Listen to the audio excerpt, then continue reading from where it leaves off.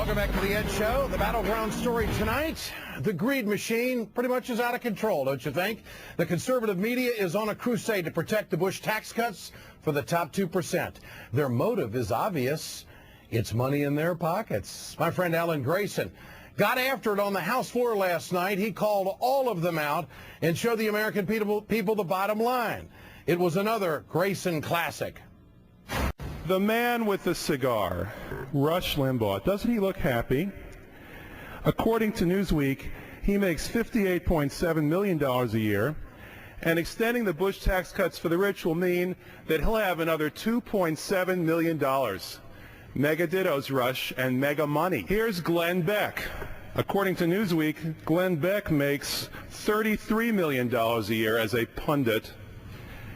And extending the Bush tax cuts means a cool $1.5 million for Glenn Beck's ongoing night-by-night imitation of Howard Beale. Sean Hannity, this man of the people, makes $22 million a year from his act on Fox.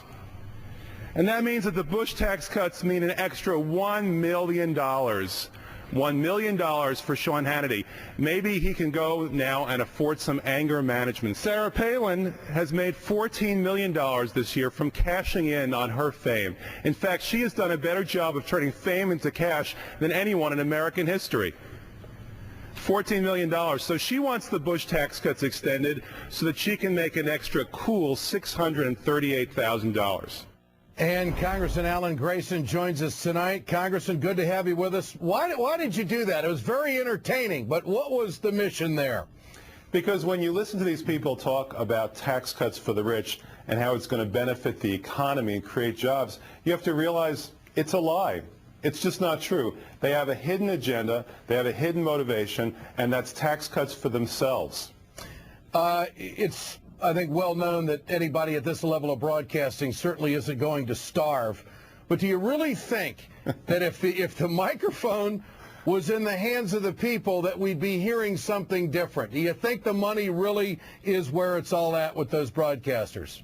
I think they should confess. They should confess that the reason why they're pushing tax breaks for the rich is because they want a tax cut. It's that simple. And it is shocking to realize when you look at all these Fox personalities that some of the best paying jobs in the country are lying to the gullible. That's how they make their money. But that's not the point. The point is that they keep pushing tax cuts for the rich because they want it themselves. That's the point. Let's talk about the president if we can.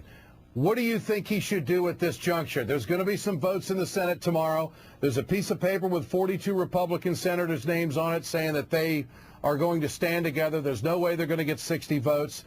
What should the president do? You saw the CBS poll earlier tonight on this program showing that the majority of Americans want the tax cuts to expire for the top 2%. But, of course, the president and the White House are negotiating that.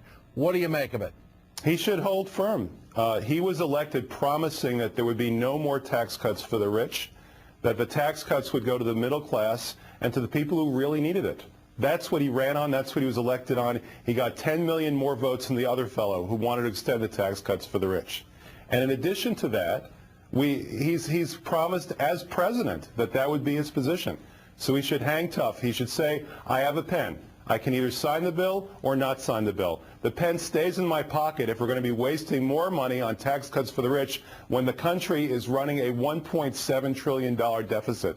We can't afford these tax cuts for the rich anymore if, in fact, we ever could. And you're convinced that that position is a political winner for the Democrats? Absolutely. You know, they're holding the Republicans are holding middle-class tax cuts hostage so they can get tax cuts for themselves. And that's an untenable position. People will see through that. Alan, great to have you with us, Congressman Grayson. We love the classics. Keep throwing them out there, my friend. Thank you, Ed. You bet.